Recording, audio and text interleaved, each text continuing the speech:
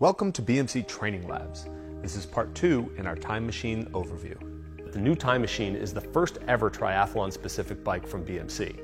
And although the previous 2 bikes had been used by a lot of athletes for multi-sport purposes, they were missing a few key elements that would have otherwise caused triathletes to view the Time Machine as a bike made just for them.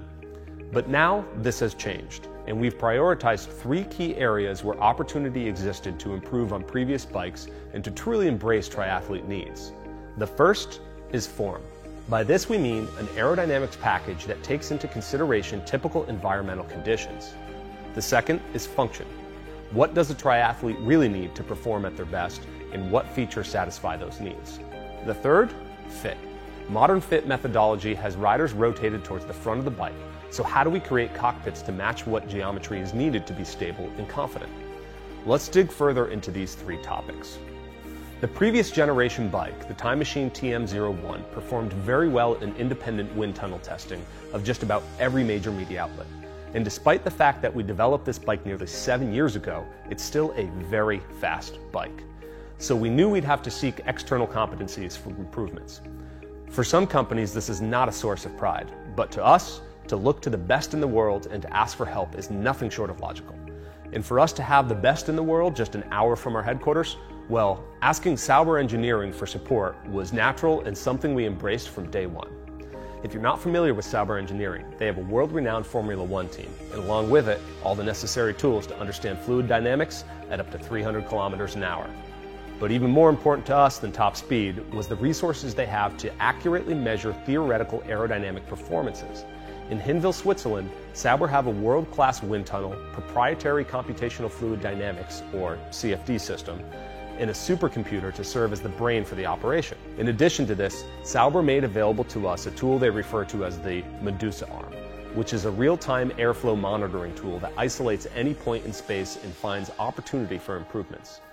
Sauber Engineering's Medusa arm, their talented engineers, and other resources combined with the engineers at BMC worked for nearly 3 years to finalize a tube shape analysis. The end result was a bike that performs faster in a straight line than any previous Time Machine, but more importantly is that the bike is significantly more crosswind stable.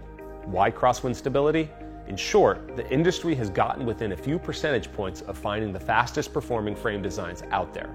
So what can be gained at this point in time? Well, if the rider is in fact 75 to 80% of the aero equation, then the biggest gains come from staying in the aero position. How can we help athletes stay in the aero position? By creating a crosswind stable bike. You may have noticed that we maintain some of the very traditional shapes compared to some recently launched tri-specific products. This is a result of our focus on crosswind stability. Just look at the surface area the wind sees from the side, and our strategy is very clear. If you're curious about more details of the aerodynamics project of the new Time Machine platform, there's a lot of technical information available on the BMC website. We've highlighted the fact that we put our triathlete crowd first, but we are very well aware of the time trial crowd. After all, we do sponsor the 2-time Time Trial World Championship BMC racing team. Functionally speaking, the new Time Machine can deliver a very triathlon-specific setup, with a forward position seat post, a storage box, and a forward offset V cockpit. Conversely, if time trial is your thing, the storage box is removed and the seat post moves to a rear mounting position, and the cockpit can be replaced with what we call the flat cockpit. In this configuration, all 4 sizes are UCI legal. And speaking of the UCI, the V cockpit is legal by function, but because it's forward offset, the extension may exceed the rule. Beyond the fact that the bike can serve 2 very unique setups, we have also addressed a few other areas to make it an incredibly tempting bike to jump on. We've introduced 2 new brake technologies that enable athletes to use the most ideal wheel for whatever the challenge brings. First is brake booster technology. This is a system built into the converter box on the top tube. The design creates extra brake pad clearance at the rim, while maintaining the same lever feel at the bars. Why do you want this? Because it means you'll never have rims rubbing on your brake pads during hard, out-of-the-saddle efforts that deep section race wheels are known to create. And that's huge. We have a short video in this series with more details on the brake booster system if you're interested.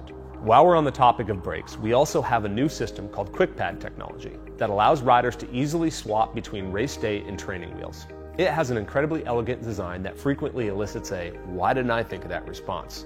Drop out the race wheels, swap out the cartridges and pads that come with the bike, and install the training wheels. The first time it takes about 15 minutes, but from there on it has about a 5-minute process. Now you've got your carbon wheels and your alloy wheels managed cleanly, and we've also got a short video about the QuickPad system within this training lab series as well. From all of us here at BMC, thanks for your time and attention, and we'll see you next time. Check out part 3 in this series to learn about the Time Machine's dynamic fit and intricate details.